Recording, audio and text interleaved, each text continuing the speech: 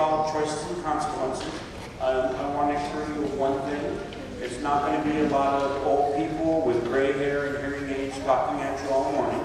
So we have a whole program planned. The first part of it's actually a video I'm going to get to in a second. But I always start because when you're a judge and you're out talking to a group of students especially, people think he's coming out here to tell you what you have to do. And I just want to let you guys know I'm not here to tell you guys what you have to do. I was the judge out in juvenile hall for 3 years, out in French camp. I'm not there now, but that was my assignment for 3 years. And one thing I learned when I was out there in juvenile hall, all of my kids that were coming through my home, I call them my kids because they were mine. And, you know, I was a ward, I had no parents essentially. All my kids that were coming through my hall, they were coming through the hall, not because they were bad people. They ain't bad deceivers, but they weren't bad people. And what I became really convinced of when I was out in juvenile was no one was taking the time or giving me the information they needed to be able to make good decisions and stay out of juvenile hall. So ever since that assignment, it's been a passion of mine. I've been on a mission to deliver information. The other thing I learned while I was out there, even when you're a judge, you can try to control what happens with people when they're not in front of you. There's no way you can do that. So as much as the adults in your life would love to control every single thing that you do so that we can have you safe and have good things happen to you and you guys have a great future, there's no way we're going to be able to do that. So I'm going to make a confession with you guys. You're in control. You guys are in control. When you guys are out there and you're up against the stuff we're going to talk about today, trust me, we're going to have a very real conversation today about drugs, about alcohol, about gangs, about jail, about prison. We're going to talk about it all. And when you guys are out there and you're up against all that stuff, no judge is going to be there, no parents are going to be there, no teachers going to be there, no school staff, no cops going to be there. So we can't control all of I'm saying. But you guys know. You guys know. So today is about two things. Number one, I'm going to try to give you as much information as I can give you so that you guys can have the information you need to make good decisions to protect yourself. There's a second thing out there that's even more important to me. Because even though we're not going to be there, you guys are. The second thing I need you to do with this information that you're going to get is not just take care of yourself, but I need you guys to take care of each other. You're the only ones who can do it. You have all the power. You have all the power. You guys can either keep each other safe or bad things can happen. So I'm going to share with you before we get started a tale of two cities. Lodi, California, 2005. We're out doing a program very similar to this in Lodi High School. We do a program, Inferno was full of 2,000 kids in effort. A year after we did that program, Lodi High School lost 5 kids behind drugs and alcohol. 5 kids died behind drugs and alcohol. We gave Lodi the information. They didn't take it. They didn't take it. Okay? They were in control. They didn't use it. Lodi kids died. Escalon High School, 2004. You're going to see Nicole's video in a minute. In Escalon from 2004, prior to Nicole Johnson dying in her crash in 2004 in Escalon, 47 Escalon High School students had died in car crashes in 40 years prior to that. 47 kids in 40 years. That's more than a kid per year, right? It's dangerous out there, fast roads, 2-lane roads, trees on the side. All right? Now in 2004, our first program at Escalon High School. No kid died in Escalon. No Escalon kid died in 04, 05. Went out at the beginning of 06. No Escalon kid died in 06, 07. Went out at the beginning of 08. No Escalon kid died in 08, 09. Now we got to get in 10. No kid died in 10, 11. Now to get in 12. No kid died in 12, 13, 13. And schools have lost more than a kid per year for 40 years. Didn't lose one inside.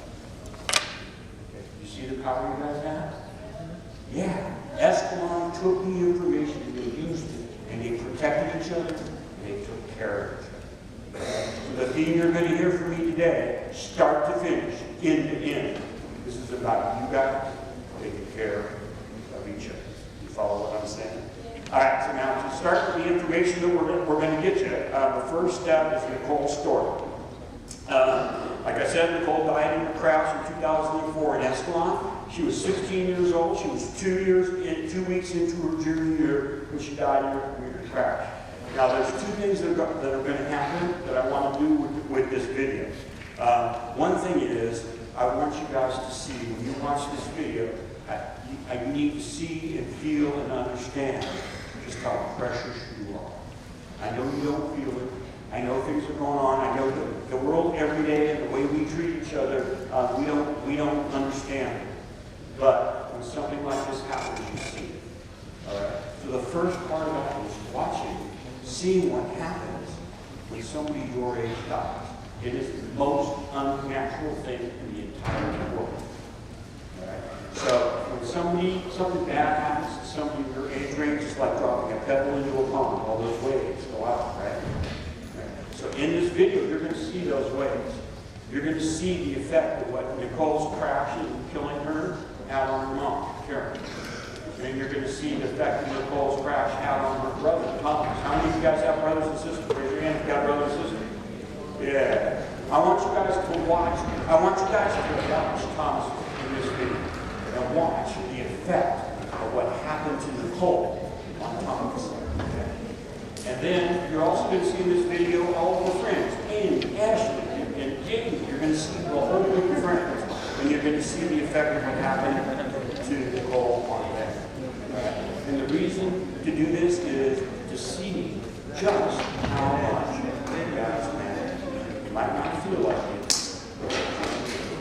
So we'll talk about it. And there's one other thing I want to do too with this video. What I want you guys to do while you're watching this video, I want you guys to see, as you're watching it, see if you can see or identify any decisions that have been made differently with saving Nicole's life. Okay? Why am I doing that?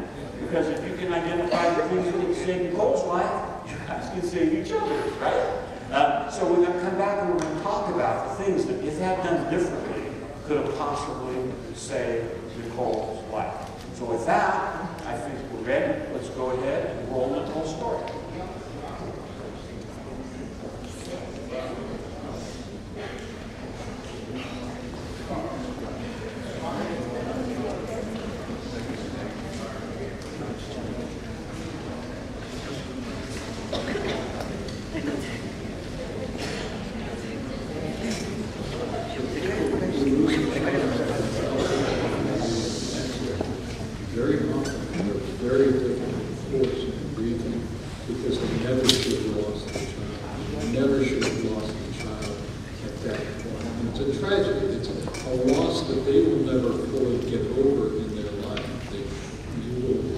Adjustments that will go on and keep living, but they will be whole in their heart that wants to live lives.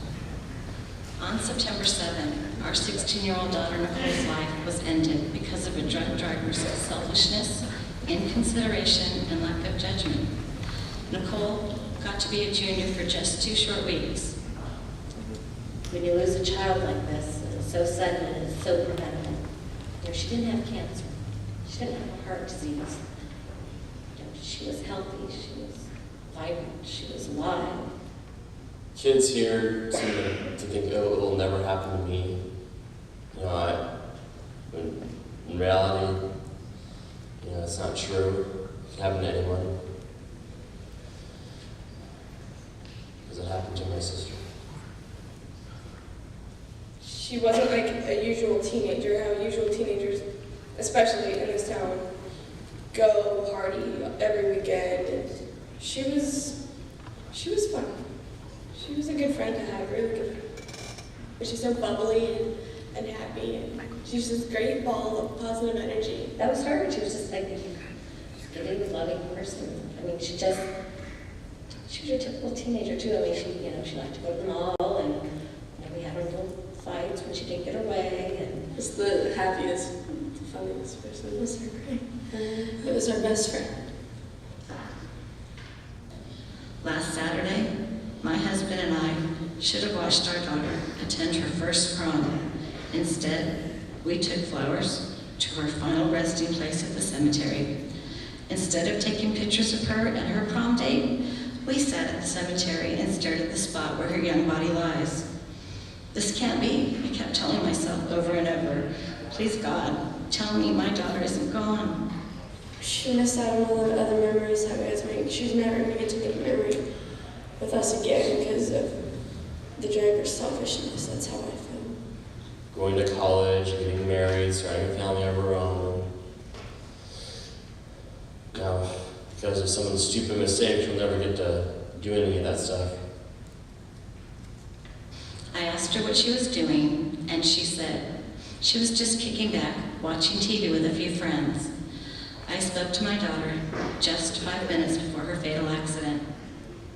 And he decided to go, it was either 80 or 85 miles an hour, through a stop sign, a blind four-way stop, to get airborne over this bump in the road. Me and her were standing there with our friend Justin. All three of us just kind of looked at each other and said that we shouldn't have let her come. We just watched her drive away.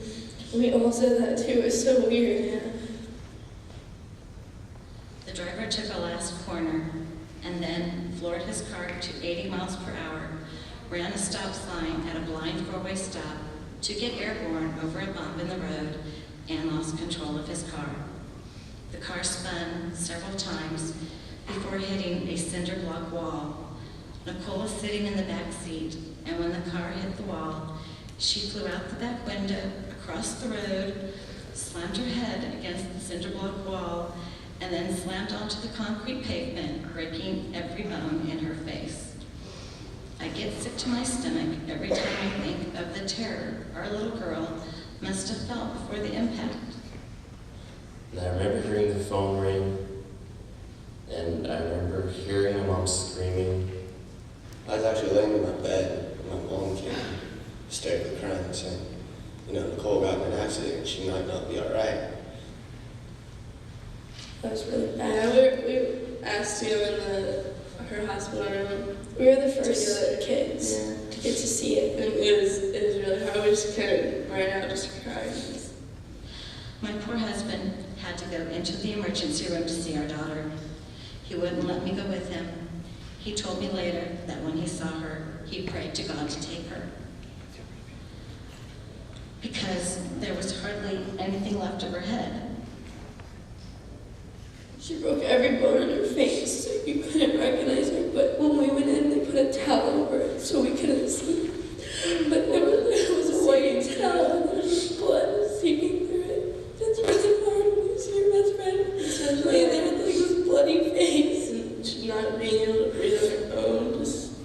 I went upstairs and just sat with Ashley and Leanne, and we were just kind of, it was like the weirdest feeling because we weren't crying, like we were all cried out and everything, and we were just sitting there, and it was like sinking in. It was like nothing will ever be the same. I look for my daughter everywhere I go, even though I know I will never find her.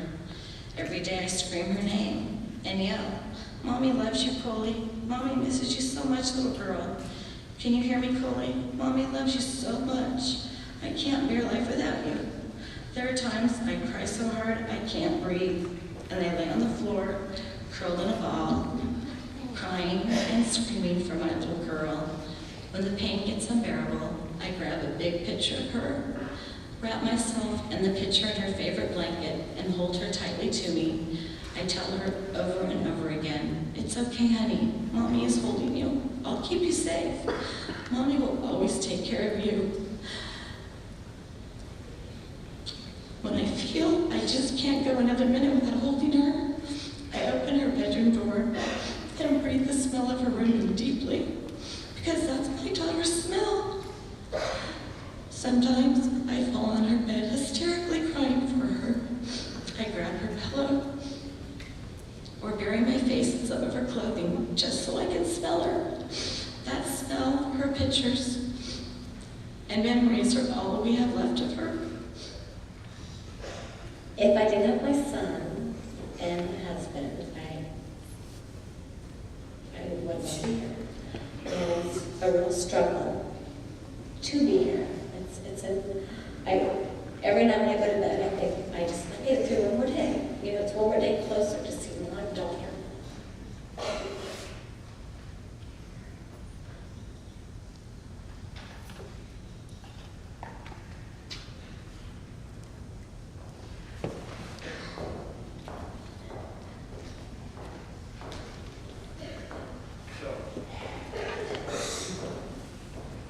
guys see how much you matter. You guys see how much you matter. It's important that you see and you feel how much you matter and how much you mean to other people. We talk about those levels of pain. We talk about Karen, mom's the first level of pain, right? Do I have anybody who's lost someone your age in the audience?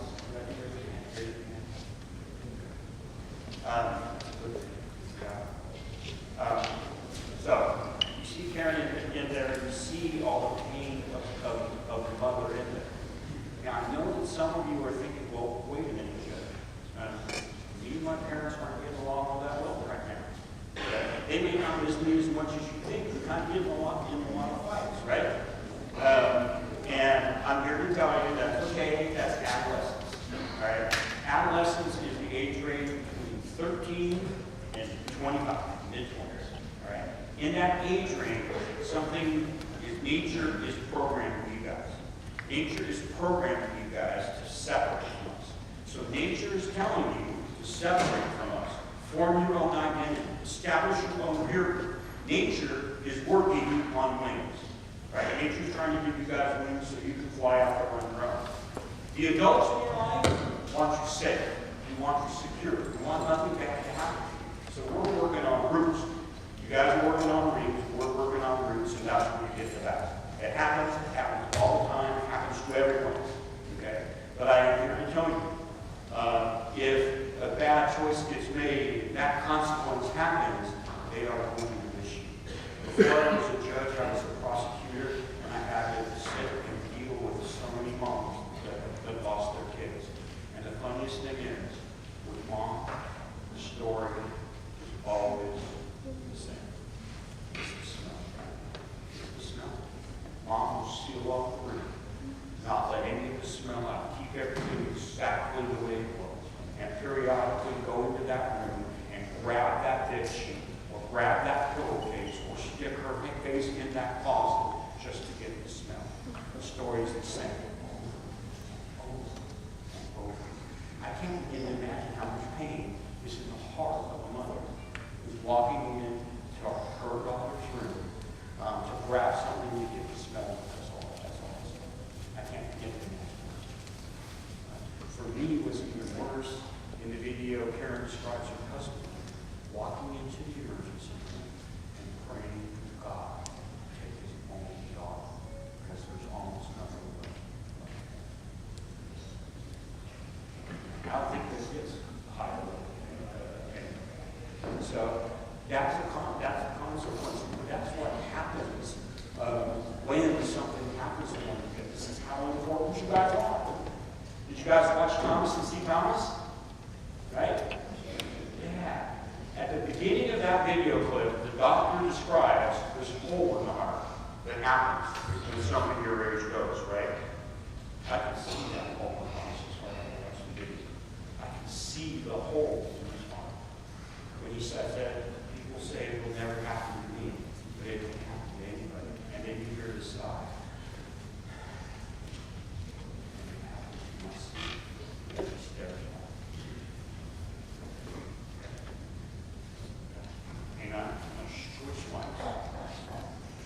We have some people who are going to hear us remotely later who can't hear me with that being this.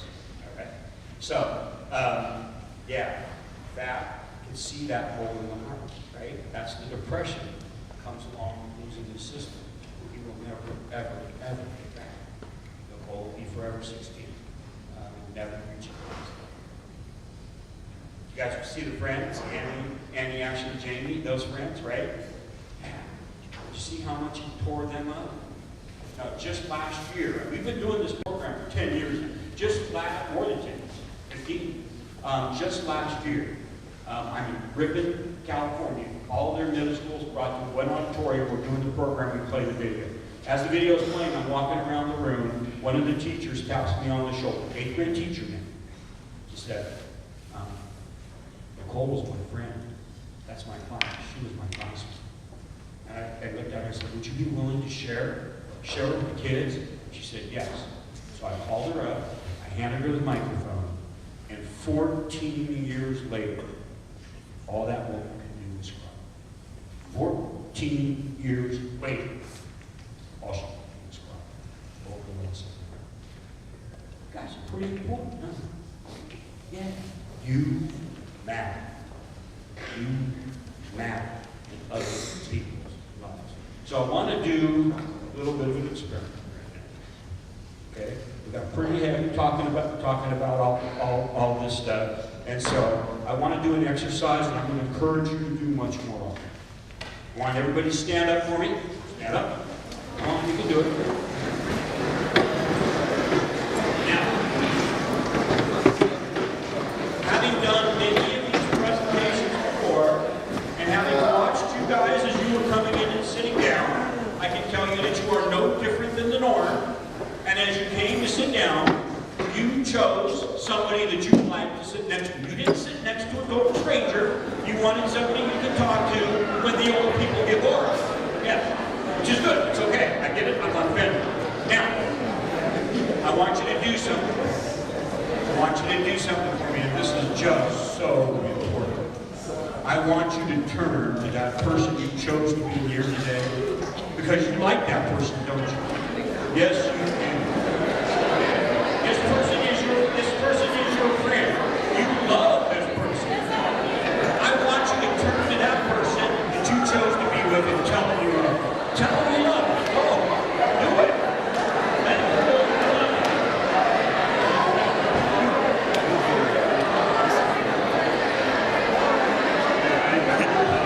Here, good. It's good. All right, now let's do that. All right. So I know what you're thinking right now. I know what you guys are thinking. You're wondering what's going on, and you're thinking the judge has lost his mind, right? Why would the judge have us stand up and hug each other and let each other know we love each other, right? All right, go ahead and sit down and I'll give you a reading. Two very important reasons. Now, I told you I was a juvenile court judge, so I have to learn all about adolescent development. I'm a drug court judge, so I have to know all about behavior modification and the way human beings work. And I'm here to tell you one thing right now. What changes people, what makes people better, what makes people happy is positive, not negative.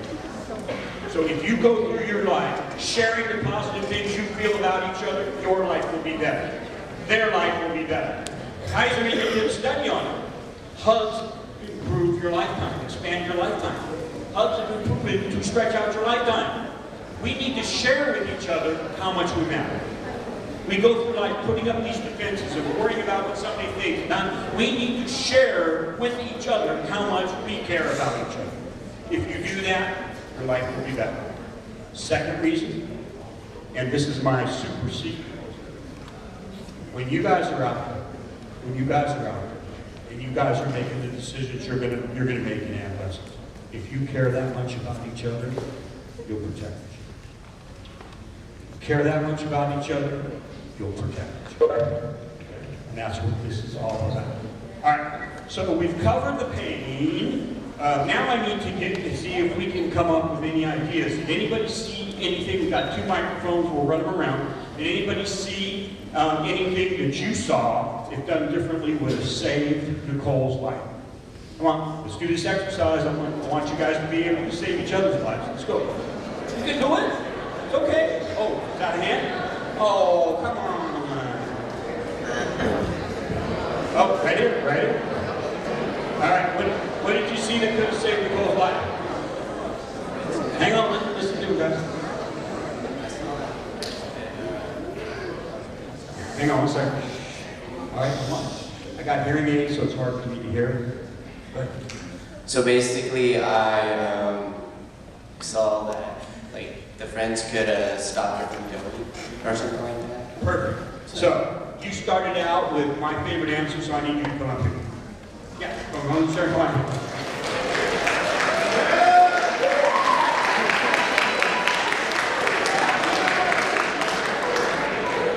Because to me, this is the most important thing. And they talked about about it, didn't they? Do you remember Ashley and Annie in that clip? If you do, Ashley and Annie talk about, yeah, we shouldn't have let them go, and we all talked about it, right?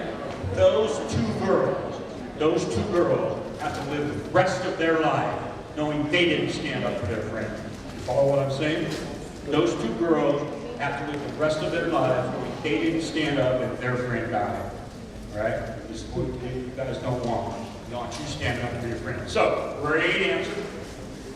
All right. So now, we got to figure out how friends can take care of each other to make sure everybody's safe, right?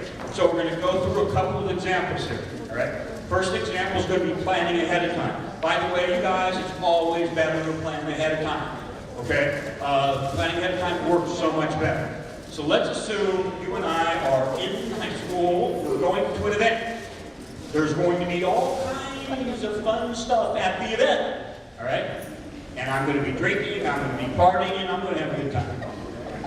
Now, I'm driving, okay? So let's go. All right, could we make a better plan? Okay, what would a better plan? Like an Uber or something? Yes, good call, right? How about like just you drive? Yeah, he could drive. Are you willing to like not drink so that I and anybody else in my car sit? You got somebody willing to stand up, right? So what you're going to do is you're just going to ask me for keys, right? How hard was that? How hard was that? Yes. You plan ahead of time. Pick one person who's going to stand up for everybody. You can put the keys to the car in their hand. Everybody's safe. Great job. All right. So now, let's assume we did not plan ahead. So now we're at the party. I've been drinking. I'm in no shape to drive, right? All right. So come on, let's go. Come with me. You are. You gonna come with me? You won't get in this car with me? Okay, that's okay. It's okay. Get in the car. Take the drive. All right. So come on. It's only. I'm not gonna let you drive. I'm good, man. It's only a couple of blocks. I do it all the time. Nothing happens. We're gonna be fine. Let's go. All right. Good. All right. So we've established that you're not going to get in that car. All right. Zach, is it okay if I leave to get in this car without you? Why is it not okay if I can even get in the car without you? Exactly. I could kill myself. I could hurt somebody else. I could wind up in prison. All kinds of bad things could happen, right? All right. So I should be driving. You're going to ask me for the keys, right? Now, am I going to be as reasonable at this point in time as I was before we got to the party? No! Right? I got alcohol on board. If I was stupid to start out with, I'm even more stupid now, right? Because I got alcohol on board. So no, look, man, I told you it's okay. I'm going to go. All right, so you're going to let me go. So what are you going to do to get these keys?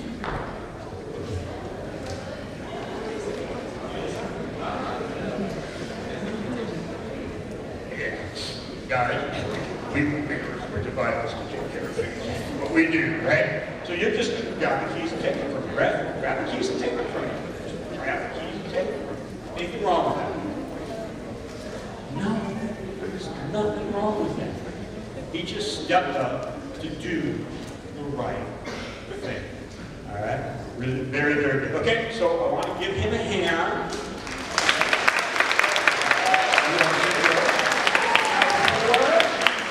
Before we get to the next idea, go ahead and keep the microphone though. But before we do that, I need a female volunteer.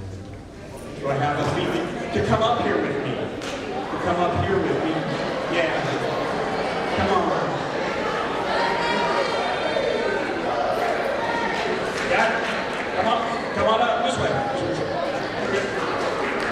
All right, give her a hand. Yeah.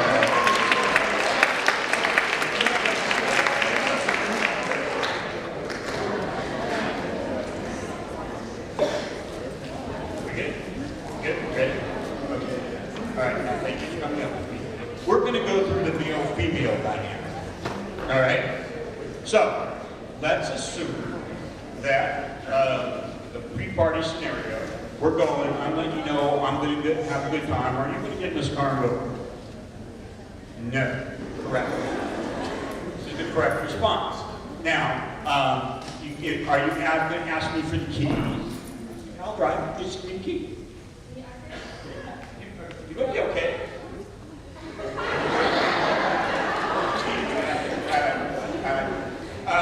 In this scenario, the female asks the male for the keys. Is the male going to be as likely to give them up? Thank you, gentlemen, for your honesty.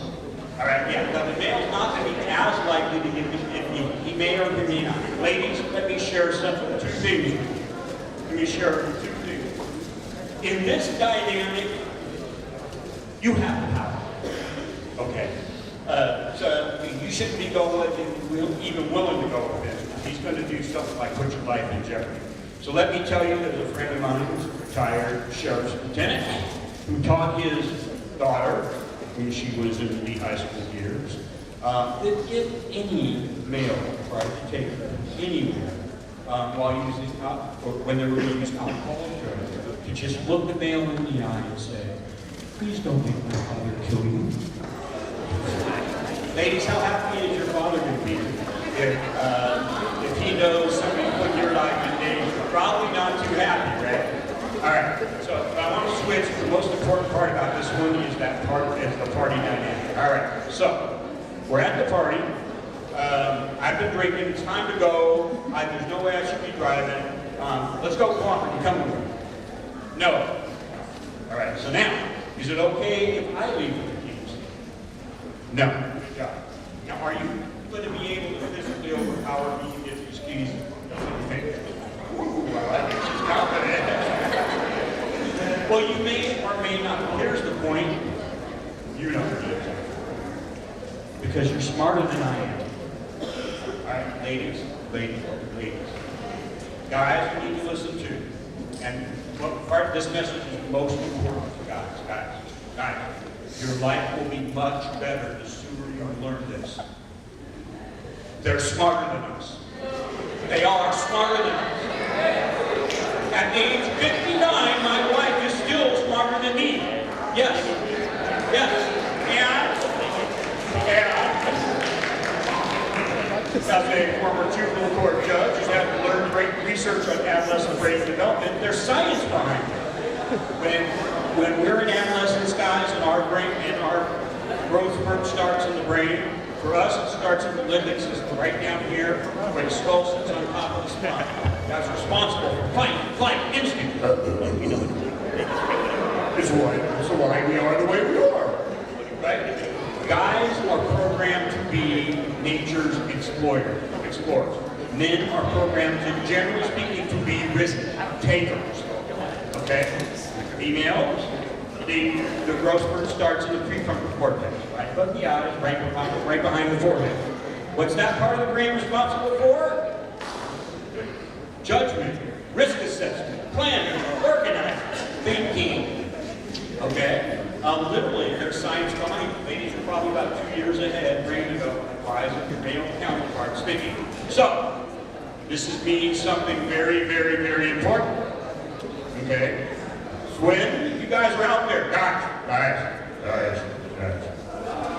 when you're out there doing the stupid things that males do in adolescence, okay, because males do stupid things in adolescence, when the females tell you to stop it, it's stupid, you need to stop it because it's stupid.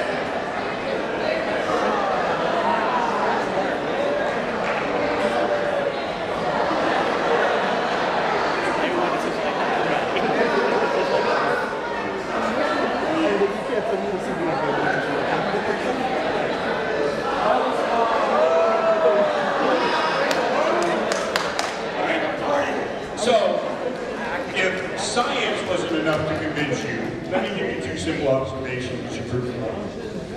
How many females did you see in those photographs?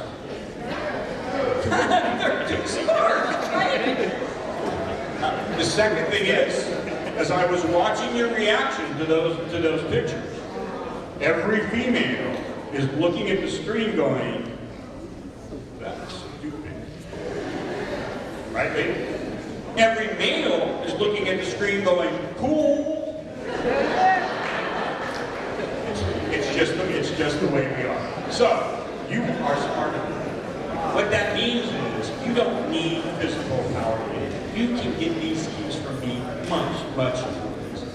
Can you think of any ways you can get these keys from it? Okay. Anything else? How about just Brian? How about something?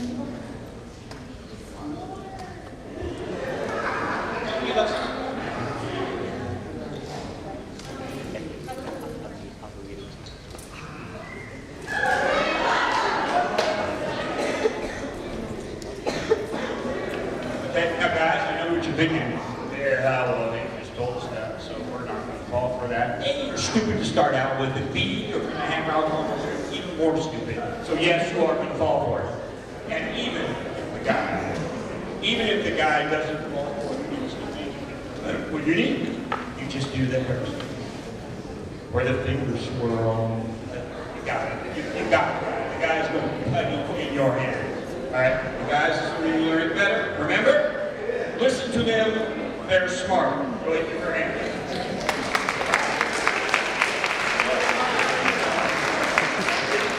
All right. We have something else to spot. Yes. Another one was how her parents talked about how they should have took her home or like took her to the prom, but they regretted that. They thought that something wouldn't bad happen to them. So they felt like it was their fault, that they could have prevented it, but they didn't have the chance to do it. Right. Communication is one thing that I want to, in that answer, it's really great, I want to point out. You guys live in a world where you will all have these. So now, nobody picked out a phone to call. Nobody. Oh. Now, when if you pick up this phone and you call for help, okay, in that situation, that's a very good decision. So what I want to talk to you about, because one time I was up to a pay, there was a driver's ed teacher and said, I always ask them all the time, why don't you call? Why don't you call? Why don't you call? And she said, I keep expecting them to say, because I'm afraid of my parents' anger. And she said, not one student has ever told me they're afraid of being angry. What are you guys afraid of? Disappointment. You guys are afraid of disappointment. You're afraid if you pick up this phone, if you made a bad decision and you pick up this phone call to call for help, you're afraid that the adults in your life are going to be disappointed in you. Well, let me share two things with you, okay? Sure, none of the adults in the room are listening. There isn't an adult in the world that didn't do stupid stuff when they were in youngsters. Everybody did. So for us adults, if we've got you thinking that you can't tell us that you did something stupid because we're going to be just, that's pretty darn hypocritical and wrong, isn't it? We made mistakes. You guys are going to make mistakes too. It's part of being human. Right? I am here to tell you as an adult, if you make a mistake and you pick out this phone and you make a phone call to call for help, that's a very good decision, and I am proud of it. You follow what I'm saying? Every human makes mistakes. If you make a mistake and you call for help, I'm proud of you for calling for help. And even if you don't think you can call an adult for help, you guys have each other, right? If you're like my son, you sleep with a phone like this. Right? Just pick up the phone and call your friend. And if you're that friend, if you get that phone call, you get your rear end out of that bed, and you get out there and you take care of your friend, right? Because this is about you guys taking care of each other. Really good spot. Anything else anybody see? Come on. Anybody see anything else that could have saved your life? Anybody remember how, that one back there? What? Can't hear the question. All right. They said I didn't hear the question. Oh, it's about... She said she flew out the back of the car, right? Yeah. Yeah. It's called wearing a seat belt. Very good, right?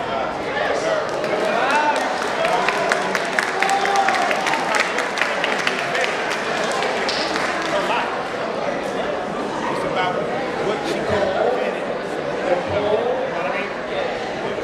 He's right. He's absolutely right. Nicole went out the back windshield, across the street, and into a cinder block wall. If Nicole Johnson had wore her seatbelt, she's alive today. If Nicole Johnson had wore her seatbelt, she's alive today. More than half the people that die in car crashes would have lived if they had their seatbelt on, because what killed them wasn't the crash, but what killed them was the impact that their body being thrown up against something else by the crash. That's what the seatbelt prevents. Great job. Anybody see anything else? All right, you guys did a good job of spotting stuff. Now, we talked about the pain and the agony from the side of somebody who's been killed because of a drunk driver. What I want you guys to see and feel and understand is the pain and the agony on the side of the person who's responsible. So the next thing we're going to bring up is I Killed a Man, Matthew Cordles, and I want you to take a look, because we need to talk a little bit about what happens on that side. I was out with some friends. We were all drinking really heavily. Just hopping from bar to bar.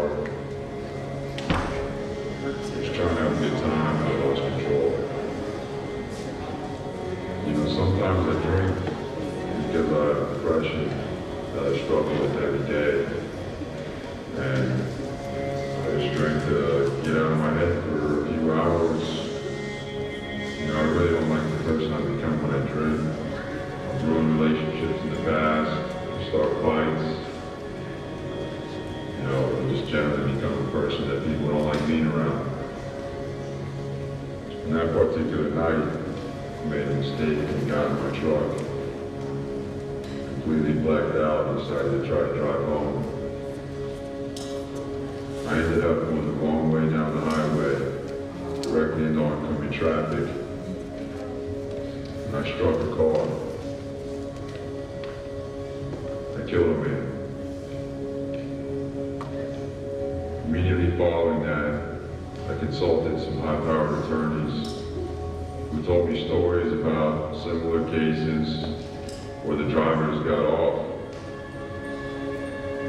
They were convinced that they could get my blood test thrown out, and all I would have to do for that was lie. Well, I want to go down that path. My name is Matthew Cordell. And on June 22nd, 2013, I hit and killed Vincent Canzani. This video will act as my confession. When I get charged, I will plead guilty and take full responsibility for everything I've done to Vincent and his family. If I took a different route, maybe I would get a reduced sentence and maybe I would get off. But I won't dishonor Vincent's memory by lying about what happened. By releasing this video, I know exactly what it means. I'm paying the prosecution everything they need to put me away for a very long time. But I'm willing to take that sentence for just one reason, and that reason is so I can pass this message on to you. I beg you, and I say the word beg specifically, I'm begging you, please don't drink and drive. Don't make the same excuses that I did. Don't say it's only a few miles, or you only had a few beers, or you do it all the time, it'll never happen to you, because it happened to me. And all of those are just excuses to make yourself feel better about a decision that you know is wrong and could cost lives. I can't bring Mr. Canzani back, and I can't erase what I've done. But you can still be saved. Your victims can still be saved. So please.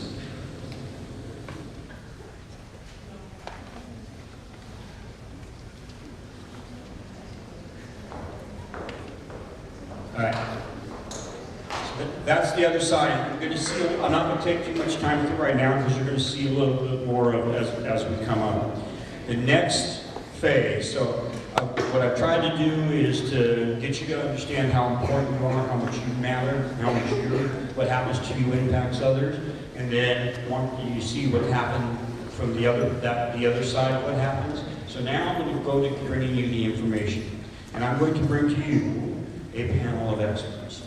And this is going to seem a little odd to you because you have a judge standing in front of you who's pulling up a panel of men in Folsom State Prison and a panel of women in Central California Women's Facility, most of whom are serving life sentences, all right, for being responsible for the death of somebody else.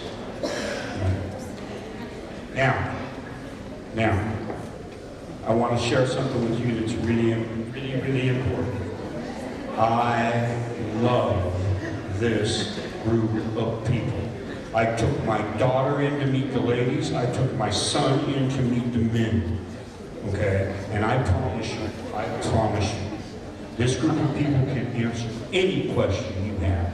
Honestly, truthfully, any question you have about drugs, about alcohol, about gangs, about jail, about prison. Okay? And you know what? I'm going to give them a chance to tell their stories, but you're going to get a chance to ask them questions. So I want you guys to start thinking about the questions you might want to ask, because they will get you this information. So, guys, you're up on the big screen. Who's up first? I'm going to turn it over to you, Folsom. Yeah, we can hear you, Dom. All right. Hello, my name is Dominic. Back in 1999, after going to the military, I decided to make the choice of still hanging with my gang buddies, and I was involved in a gang-related drive-by shooting where I shot a guy. I was sentenced to 29 to life, and I've been in prison ever since then. I don't know when I'm going to go home, but I'm doing what I can to change my life to come home. But I'm in here because of a series of choices that I decided to make, and one of those choices was to still hang with my gang buddies, even though I had gotten out. Hi, my name is Nate. I'm 38 years old. I've been in prison for 13 years, and I'm serving 16 to life for second-degree murder. If you think this can happen to you, it can. If you think you're above this, you're not. When I was sitting in high school, I never would have thought I'd end up here, but the choices that I made changed the course of my life. I started drinking and using drugs when I was in high school. I started as a weekend thing and progressed to every day. Started with weed and alcohol and progressed to methamphetamine. By the age of 24, I was addicted to meth, and I met a girl. I started an abusive relationship. The more my own life got out of control, the more I tried to control her life, our life together, and things that I just didn't have any control over. And I started blaming her for everything that I wanted to do to myself by using drugs. And at the age of 25, I killed her while I was high. Morning. My name is Lionel. I've been in prison since 1979. I was a premeditated robbery, homicide, death penalty case. It was not my only crime. I was in San Quentin, became dropped in the murder of Florida. It was all about association. I thought the guys who rode motorcycles were cool. They had all the girls, they had the drug parties. So I started associating so I could be there. And I started acting like I was one of them. I killed a man for no reason. He broke one of the rules of our club. And for that reason, I've been in prison for 39 years. The chances of me going home are slim to none. I've watched all of my family die. My grandparents, my mother, my father. My wife's 75. She'll probably die before I get out, if I ever get out. It's choices. Who you hang with determines who you will recognize that. My name is Saeed. It's a pleasure to be able to speak to you this morning. I'm number 54. I'm serving 25 years. I have 4 years remaining for second-degree robbery. My court issue started me. I was sexually molested from the age of 4 to 7 to the age of 11 and 13. And that is my court issues for me. I'm an ex-gang member. The choices and consequences, I didn't know how to ask for help. I kept all my anger inside. I never expressed it to anyone. I didn't trust anyone. Bad decisions that I made. And here today, I hope that you're able to answer some questions that may be able to help you, that when you're dealing with something in your life, that will be able to address you. Thank you. Good morning, my name is Ham. I've been at Post Malone for 30 years, and I've been in prison for 34 years. My background is I worked in the corporate sector for many years as an executive. One morning, get up, and my anger overrode my logic. It took 2 people's lives, and I'm serving time for it today. So for all of you guys who think you're too smart, you're too educated, you know too much, and it'll never happen to a person like you, losing control of your temper can change your life forever. And you can find yourself, like myself, spending your 30s, 40s, 50s, 60s, and now 70s in prison. Good morning, my name is Rick. I've been in prison for 22 years. I grew up with anger issues. Things weren't always good at home. I was angry with my dad, my stepmom. I used to bottle up my feelings. Often led to outbursts of rage and violence. And, I never got help for that. And now I'm serving a sentence of first-degree murder, 25 years of life.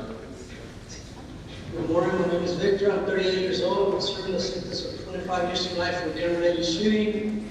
I committed this shooting when I was 19 years old.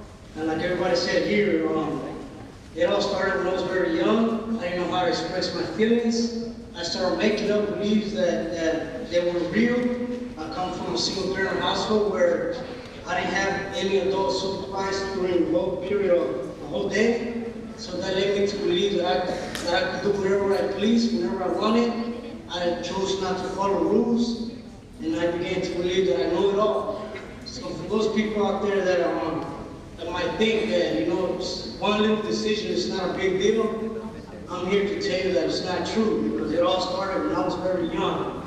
I chose not to go to school. At the age of 15 years old, I made a decision to join a gang, believing that they were going to give me the love and affection that I lacked at home, but it was all fake.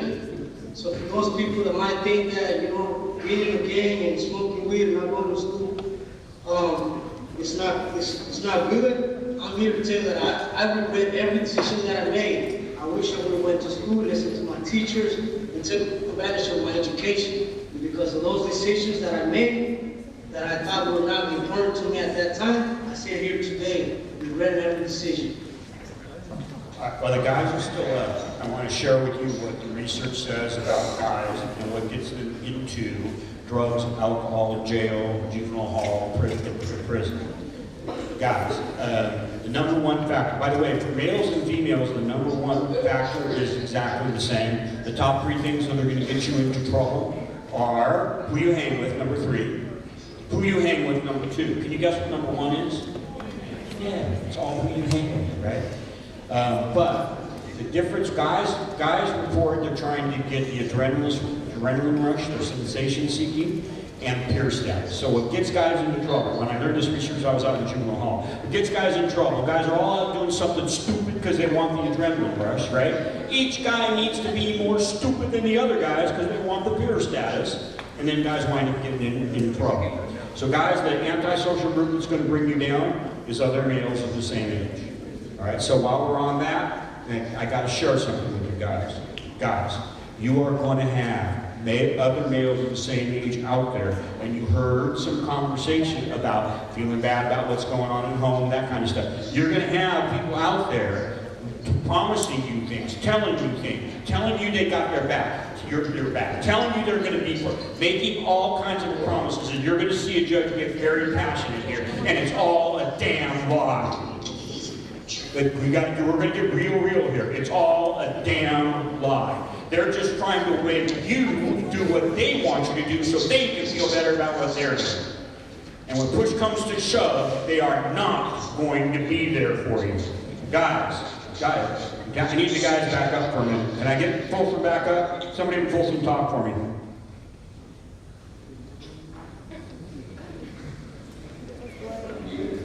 Huh? Keep talking. I need to get you back on the big screen.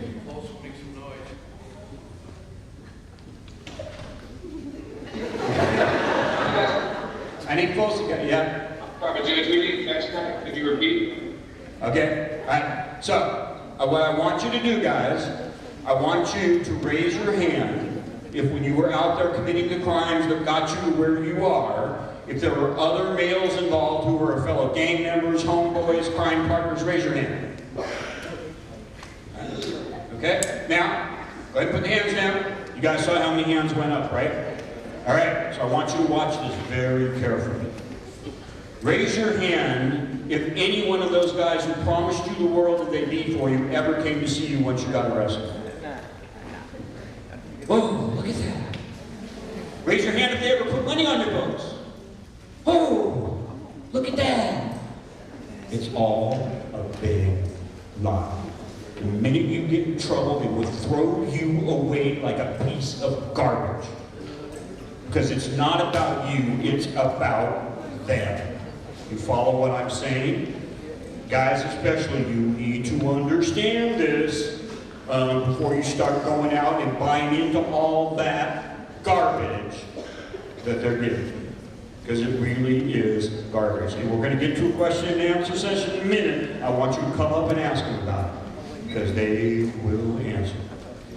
All right. So, are we technologically ready for CCWF yet? Can you hear us yet, CCWF? Are we good? Are we hooked up? All right, ladies, go ahead. I'm going to turn it over to you.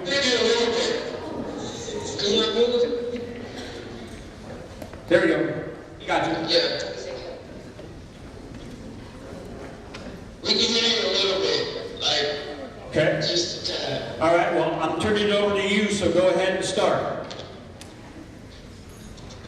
Start.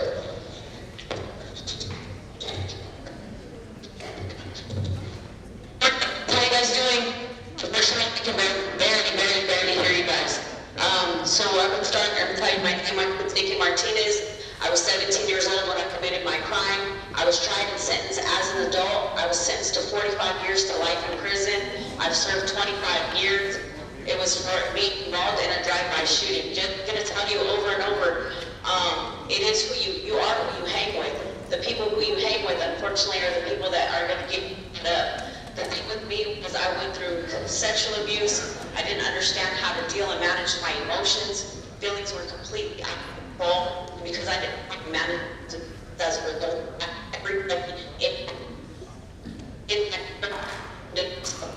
I caused harm to and danger to the society, and I harmed countless people. We're here today to try and just encourage you guys and let you guys know if you have something going on, ask for help. There's so many people in that room that care about you guys and where you guys are going and your future, and they believe in you. So thank you. Hello, I'm 15 years old. I too got charged as an adult. I got 15 years to life for the murder of my stepfather.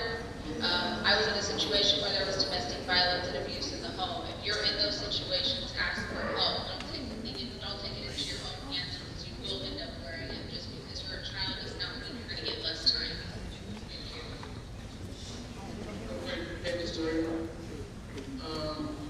I was 29 years old when I came to prison here for domestic violence. I didn't know how to channel my emotions as far as someone cheating on me. So if you're in a relationship and you feel like that person, they belong to you, they don't. So find your self-esteem and respect your teachers because they're there to actually encourage you. I was one of those young people that didn't listen to my teacher. So at a young age, I started gang banging and selling drugs and doing all the wrong things. So if you think that your life is on the right path, then you do the right thing. Those that's out there hanging out on the street and on the block, you might end up being here with us. We're not trying to tell you what to do, we just want to encourage you so you won't be sitting here like a prop like we are. Good morning, my name is Amy. I am serving a lump sentence.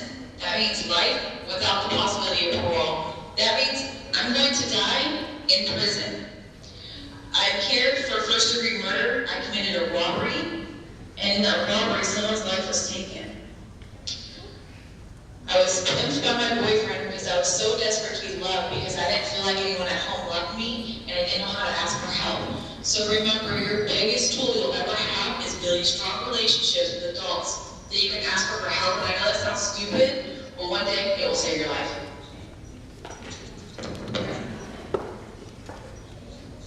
Good morning. My name is Connor. I am here for second-degree murder. I'm serving a 15-to-life sentence. My crime and my criminal activity began at a very young age. At age 8 years old, I was molested by my cousin. I didn't seek help. I went to drugs and alcohol for my help. I began to be a criminal when I stole beer and wine out of my parents' fridge. I stole their cigarettes. From then on, I started drinking.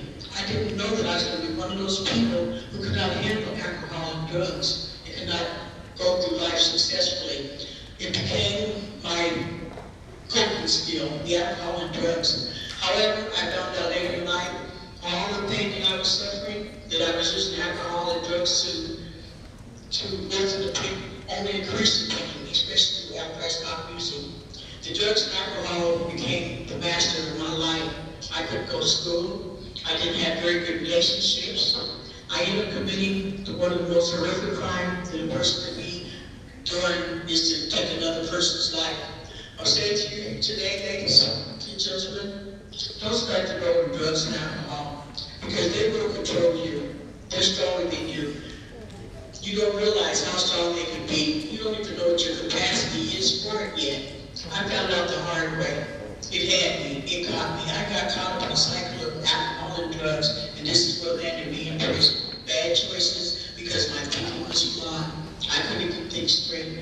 So I just encourage you, young people, go to school. They're going to say, the future is your life. Today is your life. Start your life today. Start making a future for yourself today so you can be successful and won't end up in a state penitentiary. My name is Michelle. I'm doing 25 to life for a murder, for aiding and abetting to murder, which is I knew about the crime that after it happened, but I didn't do nothing about it. I was abused from the age of 7 to the age of 14. I ran away from home to a man who said that he was going to help me and that I trusted and I just wanted his protection. He was 15 years older than me.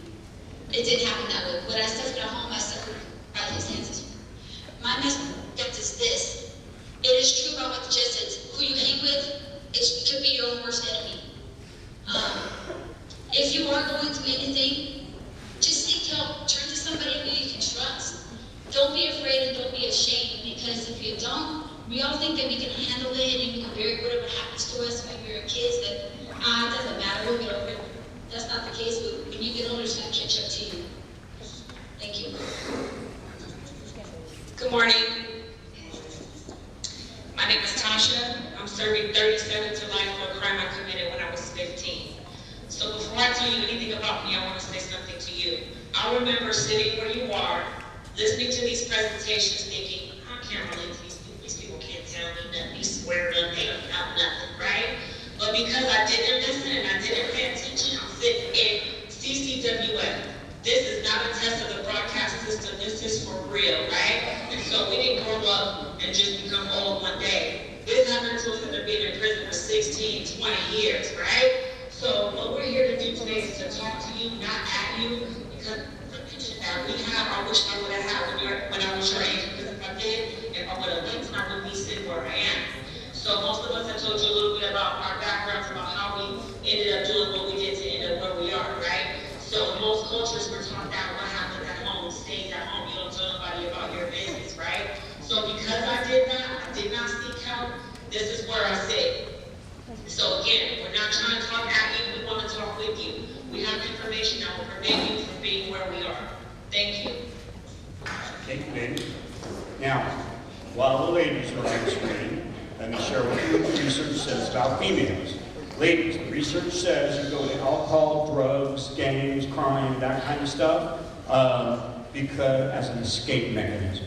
So for you ladies, something's going on that's making you feel bad and about yourself, about whatever, and you're looking to this to make you feel better. The bad news is, in the short term, they work. And I'm saying bad news because in the long term, they actually make it worse. Am I right, ladies? In the long term, alcohol and drugs makes it worse? Gotcha. All right. So in the end run, it makes it worse. Now, you heard two of the stories up there, okay? And that when you guys look for an escape mechanism, ladies, in terms of your antisocial peer group, who do you think is going to give you the attention that you feel like you're missing in your life? Guys, right? Right. Now, guys of the same age, are you going to gravitate towards guys of the same age? No, because I already shared the brain development with you. You guys are bored with them because you're smarter than them. And they are intimidated by you because you're smarter than them. All right? But, ladies, you're not bored with older boys. And older boys are not intimidated by younger women. Right? And this is where the problem comes into play. If that older male is engaging in antisocial behavior, you will go down with him. You will go down with him. And I wish I had the sound connection, because I've done it so many times. I can do the same thing with these ladies. I can ask them, how many of you had an older male involved in what led you to prison? And all the hands will go up. Okay? And I can ask them how many of those older males came to see them once they got locked up or stood by them, and no hand will go up. Those guys that are going to promise you the world, lady, they're lying too. They're lying too. They're not in it for you. They're not in it for you. The simple thing is this, for whether you're male or you're female, the simple equation is very, very, very easy. If the people you're hanging out with are doing stuff you know is wrong, you're going down. And those people are never going to stand behind you. Never will stand behind you either.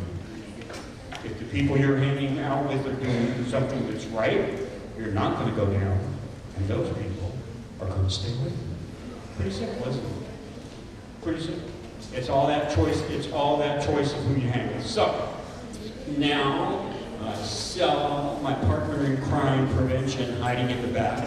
Ms. Frazier, I need you to make your way forward. I'm going to bring Ms. Frazier forward. What I want you guys to do, she's going to do some stuff with you too, but you need to be thinking. Think about the questions you want to ask them. I am giving you an opportunity. All those kids who came through my juvenile hall never got it. I'm giving you an opportunity to get honest information from people who will tell you the truth. So Ms. Frazier, you got it? Good morning, Cesar Chavez students.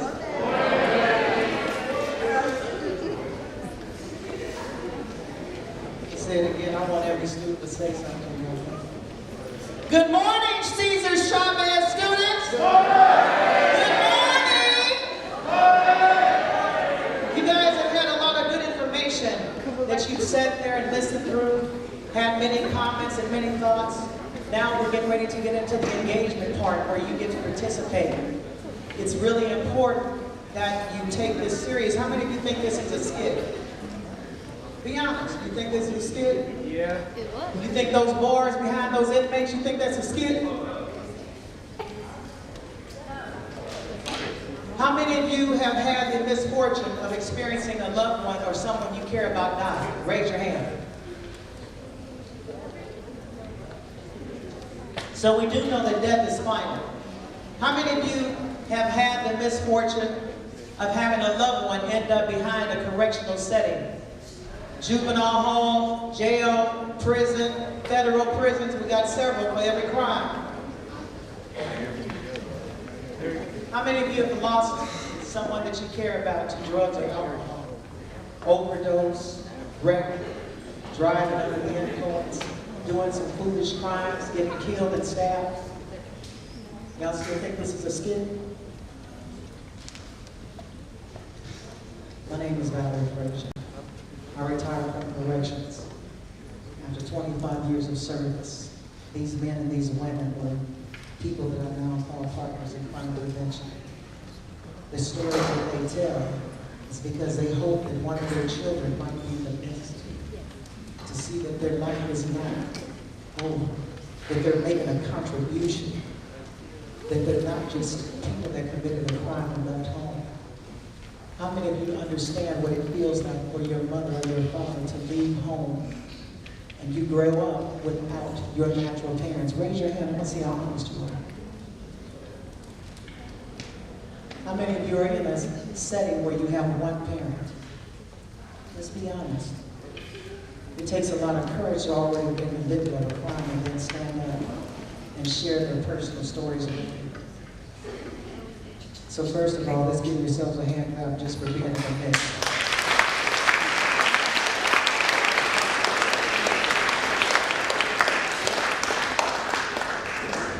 And I want you to hear some personal testimonies of some people that are very important to me. These women and these men on the screen are calling my babies. Because I realized that the things that I said, you expected me to say. How many of you have the courage to come up here and tell your life story and put your dirty laundry open for display? It takes a lot of courage. So when you leave here today, that's the courage that we're hoping each and every one of you have. That the life that you lead, the life that you live, the legacy you leave behind will be one that you can stand in the midst and tell your story. I'd like for you to hear from some men who mean a great deal to me. I've had the privilege of watching them grow. I asked them to be a part of a process to teach others, because there's a lot of myths about being cool, carrying guns, what it's like to. I got me an old man, he's good to me, sugar daddy, whatever y'all call him. The men call the women tigers when you get an old woman, right? Cougar. Oh, a cougar? Cougar. I'm just gonna be left alone, amen? So yeah, you caught that. So I want to ask 4 people to come up. I want to show some courage. I'm not going to put you on display. I promise I'm not going to ask you to air your dirty laundry. But I need 4 people to come up. Will you come on, sweetheart? You are so beautiful. Come on, sweetheart. Come on. Come on. 1, 2, 3, 4. Come on. Come on. To me. Come on. You are so.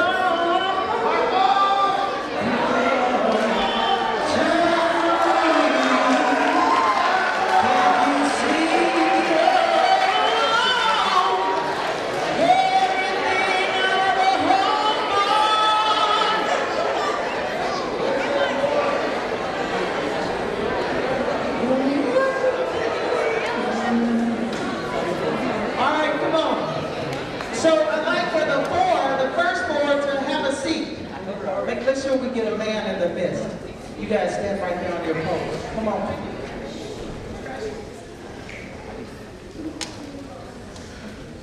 Hold on. So I want you to just, what's your name, sweetheart? You know he's fine. Marco Serena. What's your name, sweetheart? Alana. What kind of grades do you get, Alana? She sound like it, Alana. What's your name, sweetheart? You go to church? Did she start calling on the Lord as soon as she sat down? Oh, Lord. What is this woman getting ready to do? Well, hello there, Jessica.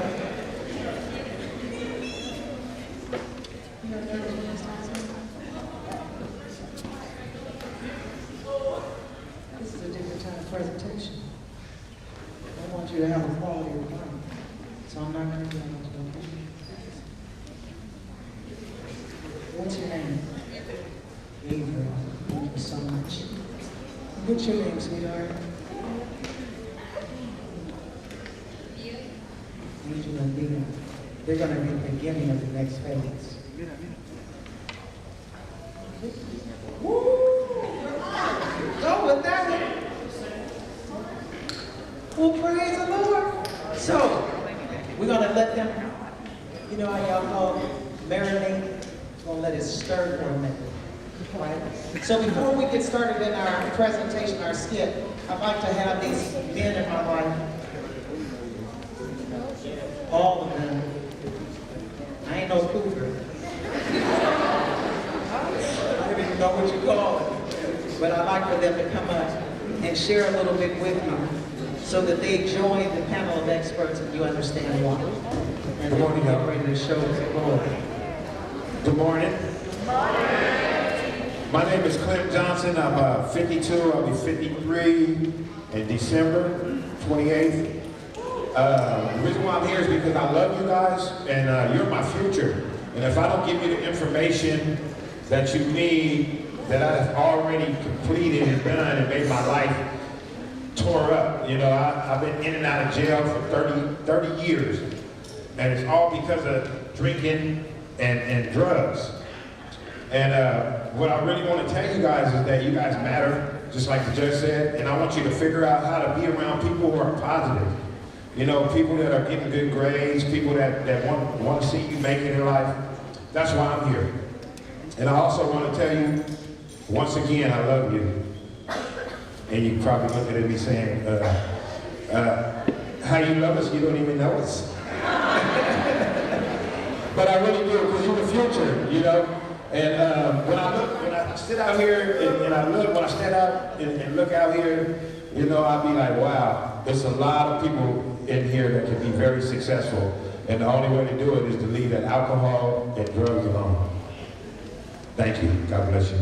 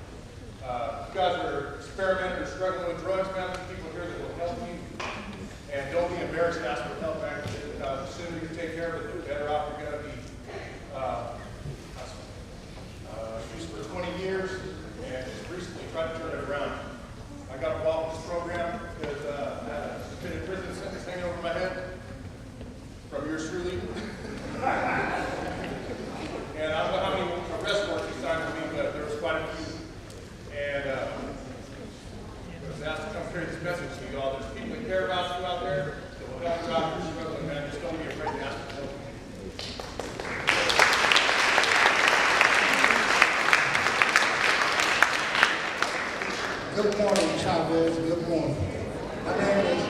My name is Thomas Medley.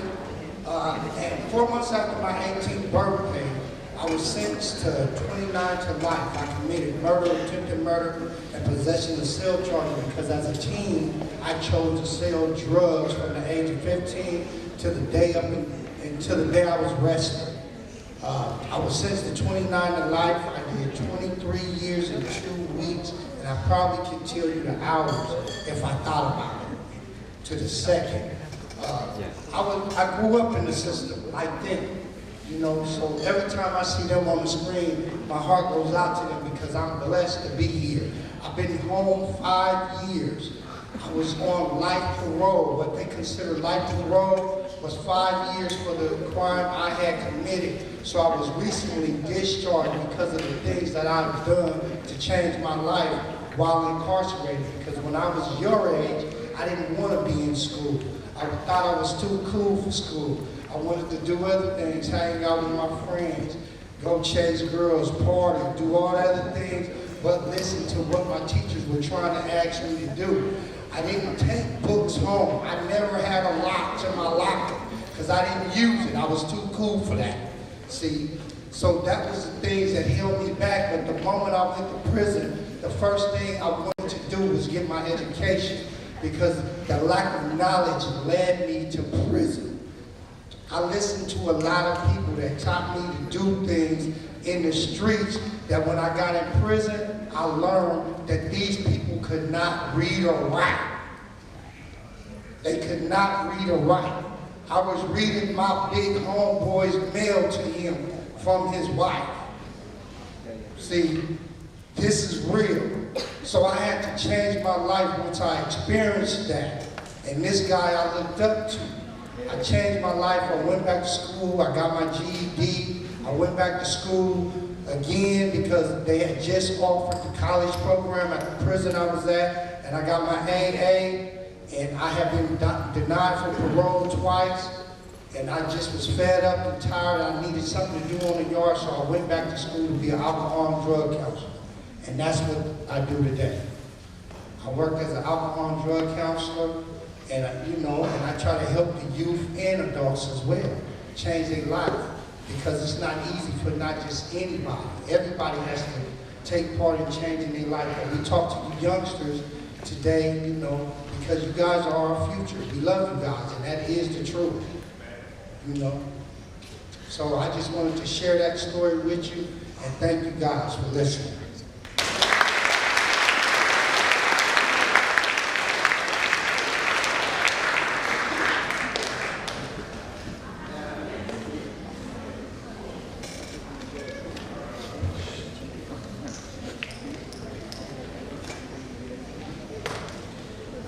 Are y'all ready? Yeah. We need some full-time participants in here. Are you ready? Yeah. Okay. So you hear of courtroom sessions, and there's a juror of peers. There's a selection process. You are going to be the jury for the peers.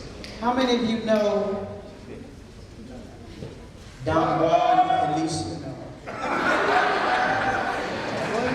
It's just the way he said it. When I said, "What's your name?" he had to think about it like.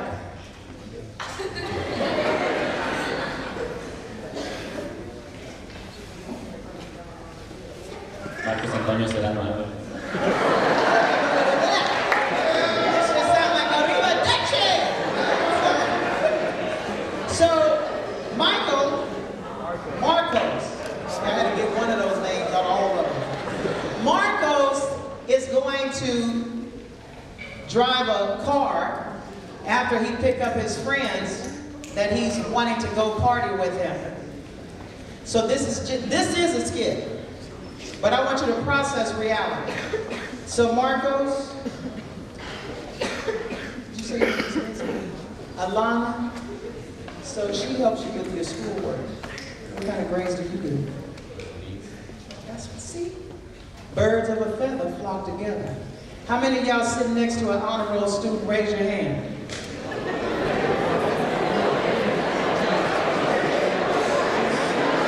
Now y'all know y'all got teachers in there watching.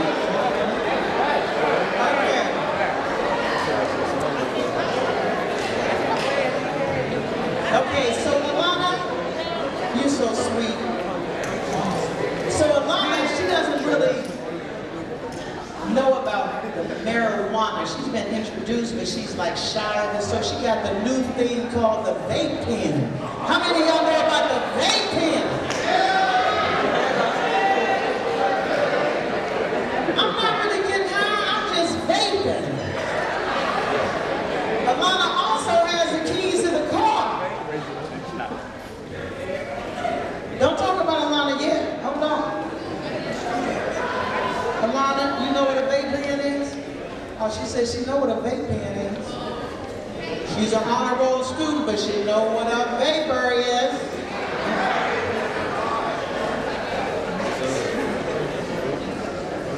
Jessa back here holding on to the marijuana.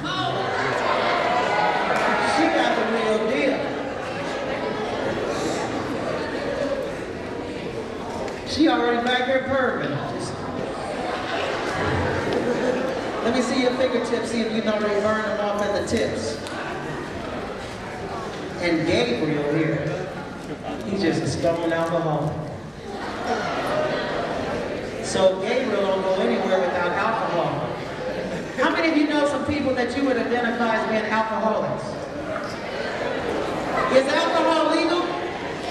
Are you all of age to drink alcohol? Are you responsible enough to drink alcohol? What about marijuana? Is marijuana legal?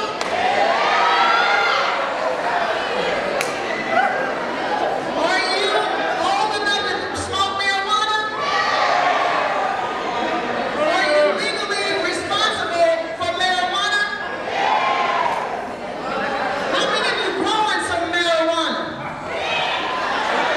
Let the truth be told. Let the truth be told. Let the truth be told. Okay, so what do you guys do when you get ready for a party? Do you go to the party and wait till you get to the party to get high, or do you go to the party already turned up? You gotta get party. Let's get it started in here. Let's get it started in here. Let's get it started in here. Marcos need the keys, asking for the keys. She did it so sweet, because she's already vaping. Let's get this alcohol and this marijuana started. Y'all know how you do it? Do you already get to the party? You already lit? So what happens when you get in the car and we got the weed going on, it's being passed around, and the alcohol, just take a swig, and you done gave the keys and you just vaping?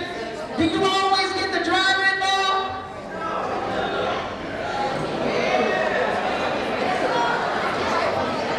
Can he get in contact with all that weed going on? He said rotation. Okay, come on, let's get this car started. Come on. Start it up, Marcos. Come on, Marcos. I'm going to get that up. Get that up. Savannah.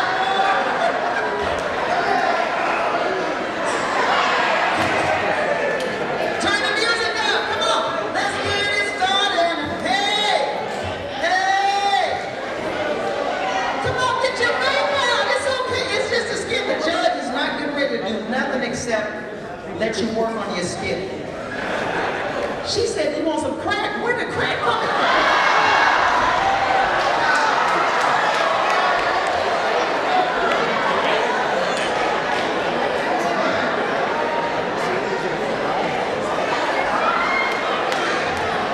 Hold up. Let's keep it honest. Y'all know that sometimes is a part of the party thing, okay? Okay. So I was trying to keep it low key, but we're gonna keep it 100 because we do have some people that are recovering from crack, cocaine, meth, heroin, multi-users, popping pills, ecstasy, oxycontin. Come on, let's keep it 100, right? Because some of us get high off of prescribed medication, but we know how that prescribed medication causes us to feel, so we chase the feeling and then we become distracted because now we're not able to focus because we're in the zone. Come on, drive, baby. We ain't got nothing.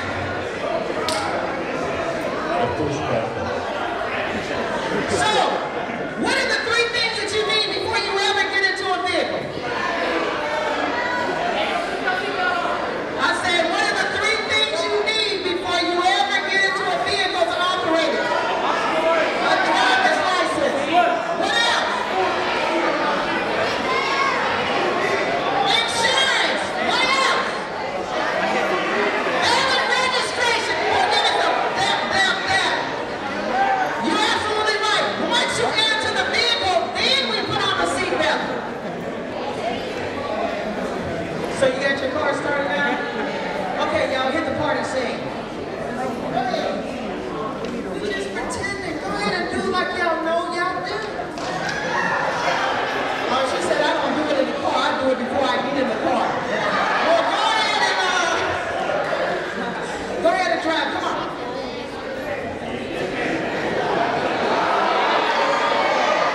Extra man on the side. Go ahead. Keep on driving.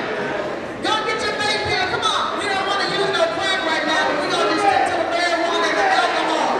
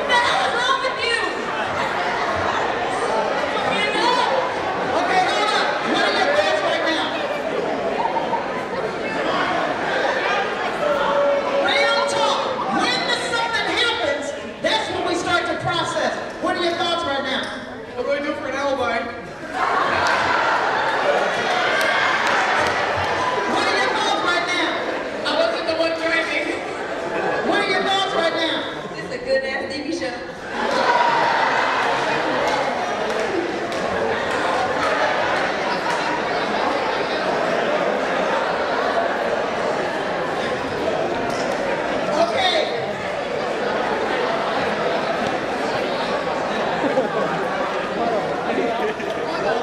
You still dead.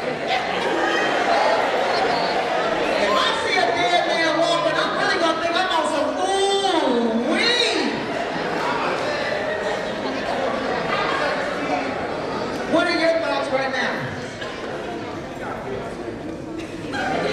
She's still dead. What happened? You don't have no thoughts, you dead. Okay, so you guys are the peers that serve as a jury. You know that these are honor roll students. You know these kids. You go to school with them every day. Your testimony, it matters. The friend that they killed is also a peer. Because we have too many teen deaths in high school students, which is why we're here. So how much time should Marcos get?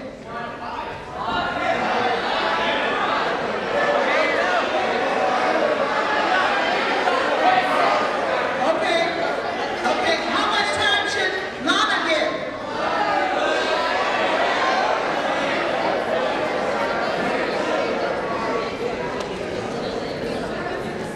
How much time does a crackhead get? Zero, she doesn't get any time?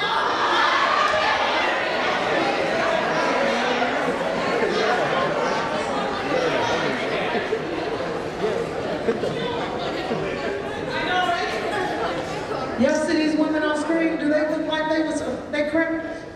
Do they look like they killed somebody? Do they look like they murdered somebody? Do they look like they own drugs or alcohol? Do they look like that? So the reality to life is it doesn't matter who you are, what you look like. If you commit the crime,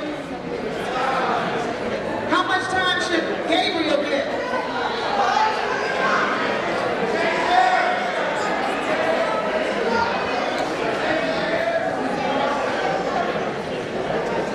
So best friend, how much time should they get?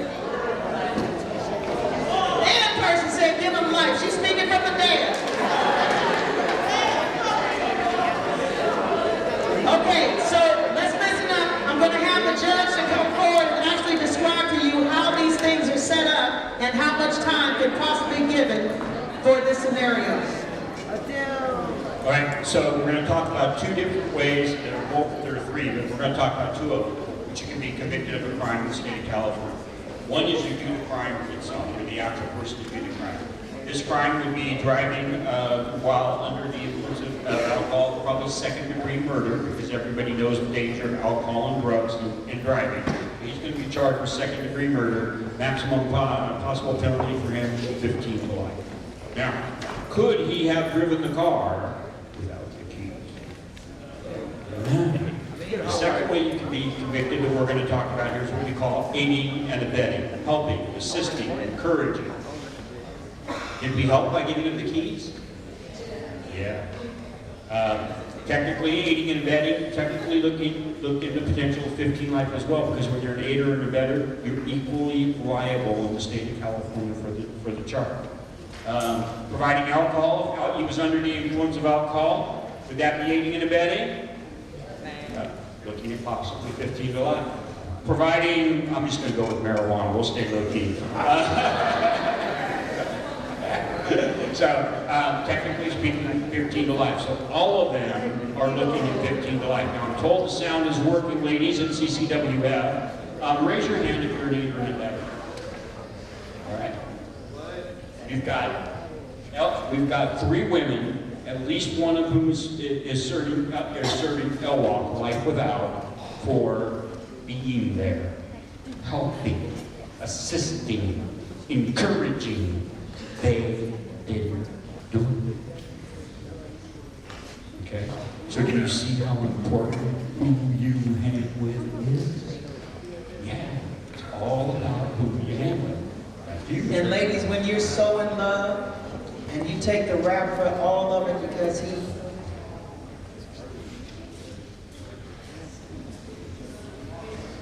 you get a life sentence without the possibility of parole while he's out there with another woman? Ooh, that was a low blow. That's real talk. So let's give them a hand clap. Let's let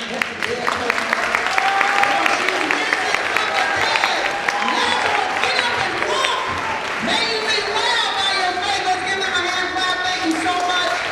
Thank you, Martha, so much. Now in about 15 minutes, I'd like to ask all of you to prepare yourselves to ask a question.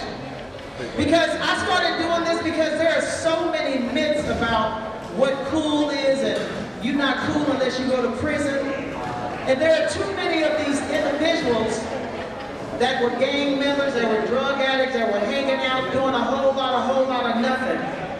And they knew they were going to go to prison. How many of you, by your behavior, believe that prison is in your life? Praise God. Anything is possible. By the choices you make it possible. How many of you plan to graduate? I'm not planning to graduate. Very good. Let's give yourself a hand clap. Let's do it. So I want to see about 10 people come up to the stage. Come. We already have our first. Look at all this. We already have our first volunteer. We got first person? Yeah, our driver. Okay, while he's, come on. If you got a question, come on, bring it on. Bring it on. Let's get it started off. If you leave here, you're going to be smarter than you came.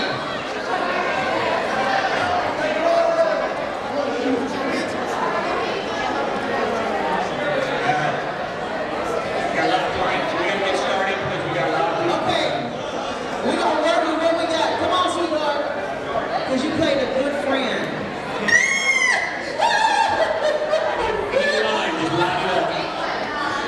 Okay, line up. The judge is you're gonna approach the judge when he bring you up, ask a question, and then we're gonna get ready for our departure. Thank you. Cameras here, just look at them, give them your first name and question. All right, folks, it's to you.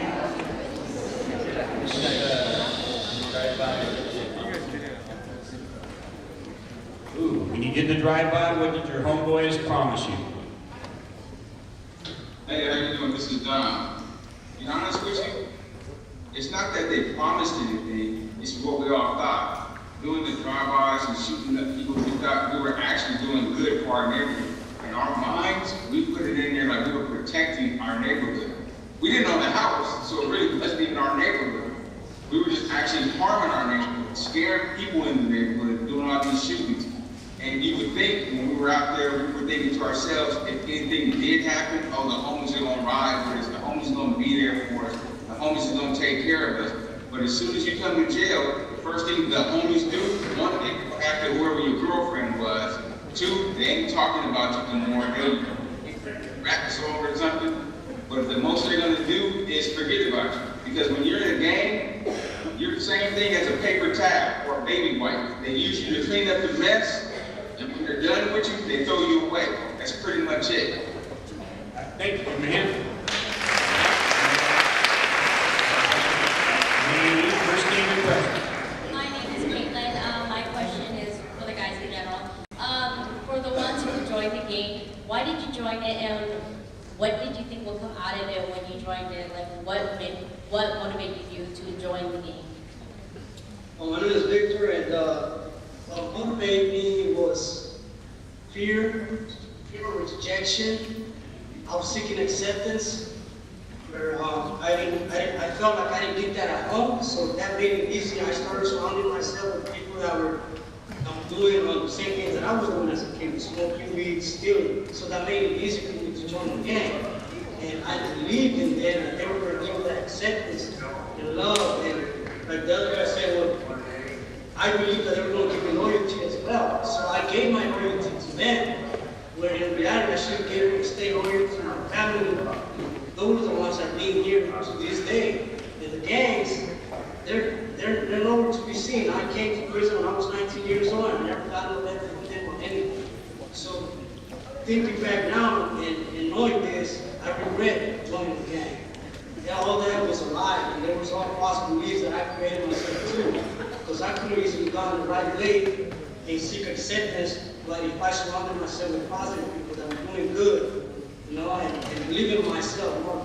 The most important thing I said, I believe in myself. I don't need anyone else's acceptance if I believe in my own self.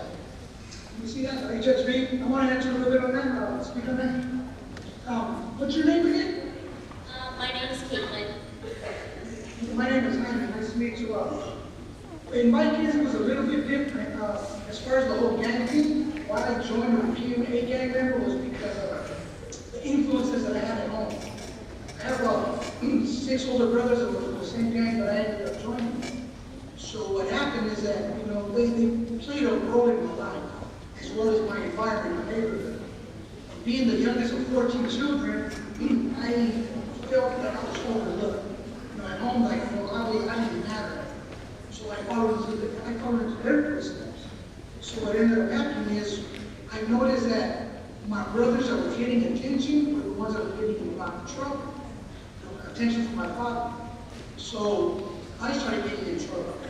And that small little basic need to feel wanted and belong to be part of something, I ended up gravitating towards the gang. And now I'm part of my brothers, I'm part of the street gang, and with them, you know, like Rachel was saying, I got that validation, I got that recognition, so I thought that's what it was. And the more foolish that I acted and behaved, it's like the more praise that I got, negative praise. So in my personal experience with my dad was that negative attention was better than no attention at all. But ultimately, you know, it ended up what was the result of my case. You know, I committed a horrible crime when I was 16. You know, I killed another young man in the commission of a drive-by shooting. This happened to me 27 years ago when I was 16, 43. So, you know, that's what motivated me, the whole just attention. I wanted some type of attention, and I got it from getting crimes. Give Caitlin a hand.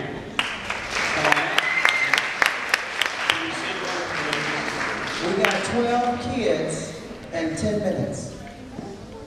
Hit it and move forward. Thank you. All right, good.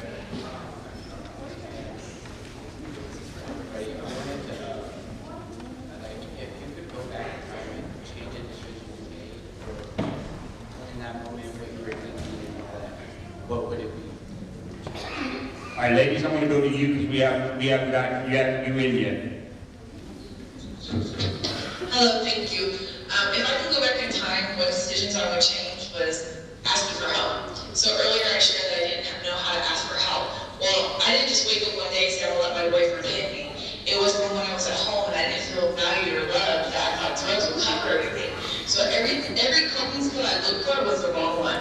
If I could go back and change anything, it would be to pick up the right coping skill, ask for help, build strong relationships, and don't use drugs to cover up emotional feelings that I have to face. All right, give me a hand. Come on up. Next question, I'm going to send yours to the ladies as well. Hi. My name is Jessica. So, say their home life isn't great, and say a person doesn't really have any friends or positive influences, what advice do you have for them if they feel like the easier and better option is for them to stay in that horrible place to make a game?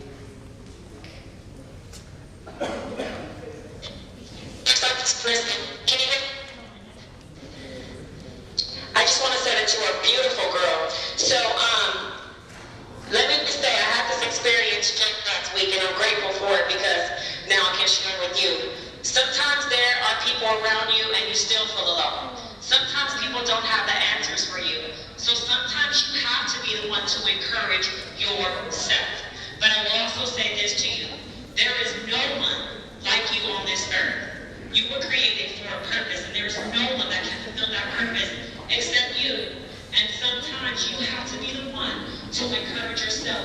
Every day, you think about one of those qualities that you like about you, and you work to continue to better yourself. And let me tell you, the best high is success, girl. Get it. Get it.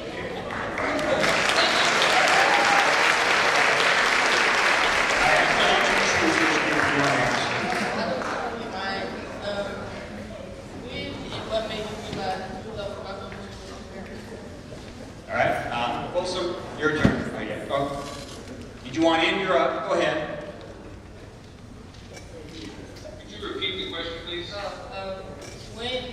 made you realize people that was rocking with you wasn't really rocking with you? When did you realize the people that were walking with you weren't really walking with you? How you doing? I realized it the first day I was in prison. I'm sitting there, I need things, and like food, clothes, stuff like that, and there was nobody there to give it. My grandmother had got sick, nobody was there to visit. When my mom ended up dying when I was in prison, none of my homeboys went to the funeral, none of my homeboys was there to help her out. Actually, some of my homeboys even sold her dope. So none of them were with me at any time. They only use you when they need you, and that's for protection if they're scared. But once you're in a position where you need them, nobody's there because nobody has that time. They're out getting high, doing crime, doing whatever they're doing. But when you're actually in need, there's nobody there for you but your family. So that's it. Just be. Oh, but you know Val's gonna kill you. I know. I knew that my homeboys and my friends that when we was doing wrong, when they wasn't there for me, is when I saw the kid when I was getting beat. So I knew right then they could never be there for me when I get in trouble. So that was it right there. Got it. Thanks, Eddie. Come on up. Ladies, this one's coming to you. First meeting report.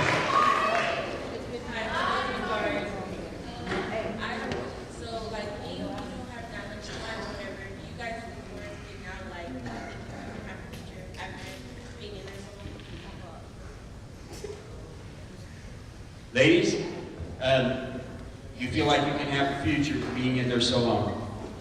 Absolutely. Let me tell you, girl, I had 15 years to life. 15. This month on the 2nd, I went to board and I got my date. It's a hard work.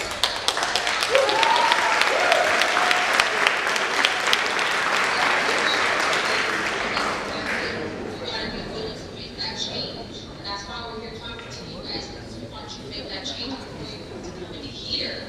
We want you to be out there. We don't want you to be in here to have to make the change. Make it before this happens. Okay? We love you. Great question. Come on up. Any question? My name is Beyonce, and my question is for either groups, but my question is for everyone who was involved with the gang activity. When you got incarcerated, was it hard to let go of any of the witnesses that are incarcerated with you, or was it hard to let go of All right, ladies, I'm going to let you guys take this one. You haven't had a game question yet. Getting involved in gangs was because my brother got killed. So when I got incarcerated at the age of 28, it wasn't really hard to let go because I joined because it was more of a family-oriented situation for me. And I know if I let go, it would be best for my life where I don't have to be out there being around people that I know that I'll be subject to commit more crimes with, or feel like I have to be down when a homie get killed or something like that. So no, it was not hard for me because I wanted positive change. My mom's 73 and I want to be here for her. I don't want to let my family down anymore. So no, it wasn't hard. Great question. All right. Folsom, I'm sending this one your way. Is that okay?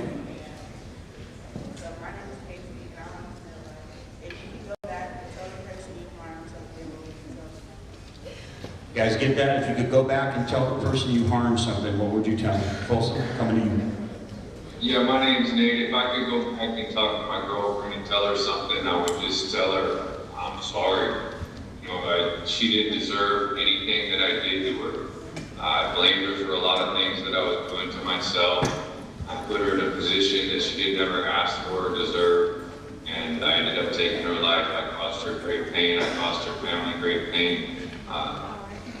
You know, I know my words don't mean that much at this point. That's why I've tried to change my life as best that I can so that I can demonstrate that I am truly sorry for what I did. That's why I changed. That's why I'm acting the way that I should have been acting the whole time I was with her. Great question. Come on up.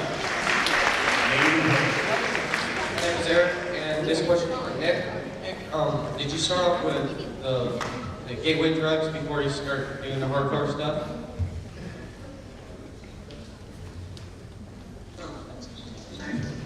Yeah, my name's Nate. Yeah, I smoked a cigarette in the 8th grade. I started drinking when I was 16. I used marijuana when I was 17.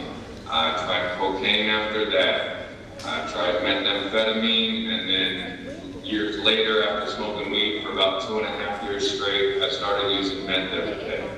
And so, yes, for me, one drug led to another, led to another, led to another. Once I opened that door, it was free game. I was an addict. I had the idea that, I'll try anything once. And they said one is too many and 1,000's never enough. Once I opened that door, I couldn't shut it by myself. I needed help, but I wasn't willing to ask for the help because I was busy trying to protect my addiction. One of the ladies said that it'll get control of you, and it does. And it was hard to see it when it started, so my advice to you is just drugs are never going to make your life better. Everything you think you're going to get from them, you're going to end up giving back to them and a whole lot more. All right, good question. Come on up. Name and question. What are some ways you guys stop like your bad habits? The question's from Fonzo.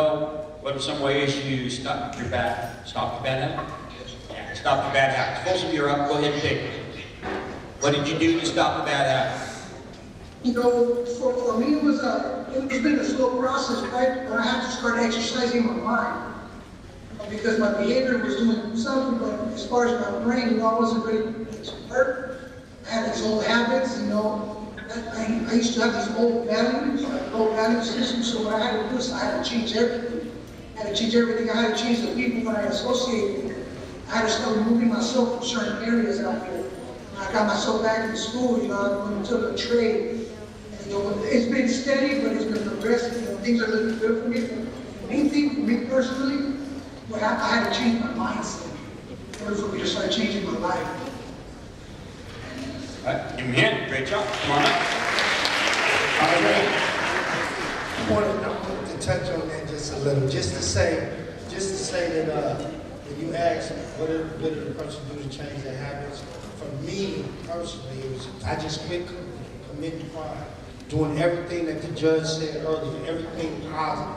I took negative out of the equation, period. And you'll just have a better quality of life. All right, I want to send your question to the ladies. First name and question. Hi, my name's Diana. I want to know, when did the reality of all the consequences here actually start to sink in? Ladies, when did the reality start to sink in? Reality set in when the judge said, when he hit the gavel, gave me 25 years for domestic violence, for putting my hands on my girlfriend when she cheated on me.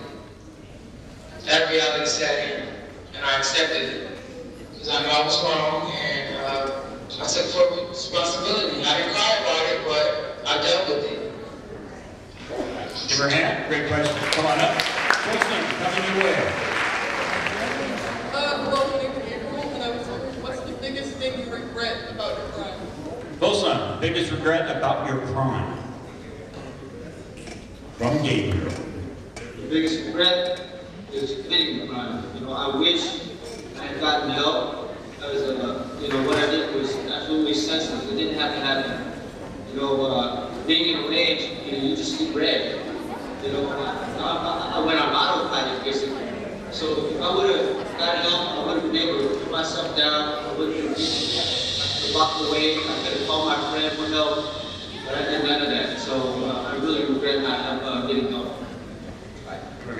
All right, the last question.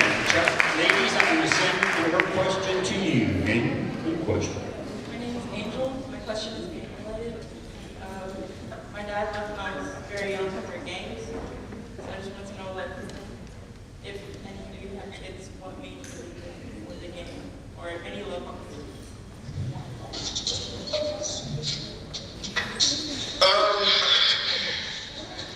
Your dad, did you have any contact with your dad? No. Well, one thing you should always remember, even though your dad is not in your life right now, he loves you and he wants you to make the best choice possible in your life so you won't end up where he is. You don't want to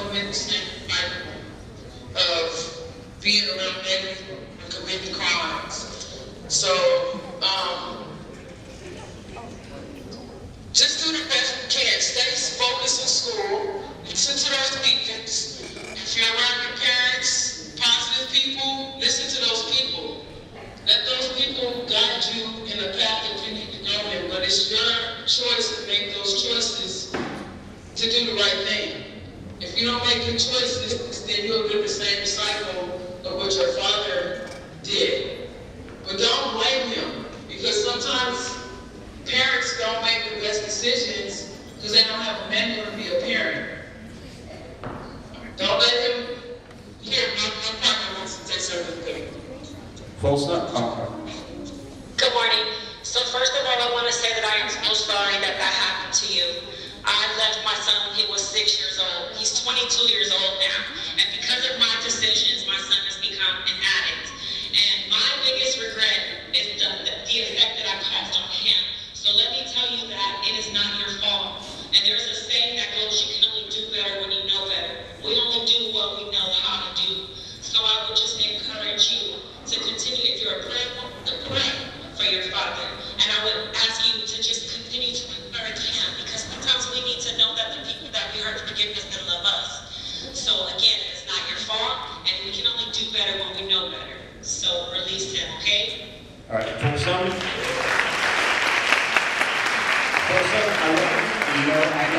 I know some of you probably have daughters. Are the ladies right? What would you say to her? My name is Saeed. To the young lady, I'm very, very sorry that you had to go through that. I have 2 daughters. And because I left my daughters at a very, very young, because of my issues with pain. And I always share with my daughter, she's went to college, she became successful, she just turned 29, I just turned 24. And it was because of my pain and hurt. And it's not your responsibility to be able to take on the responsibility of your parents' actions.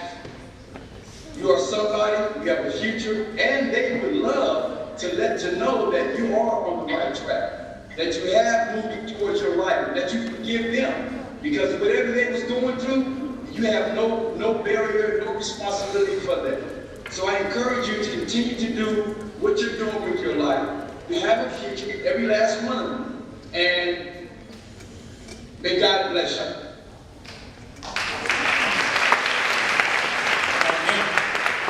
As we wrap this up, because we're at 10, there's an exercise that I always wrap it up with that is just so important. I hope you guys got good information from my panel of experts. I told you we would get real, and we got real. Now, what I want you to do right now is stand up again. We've been sitting for a little while.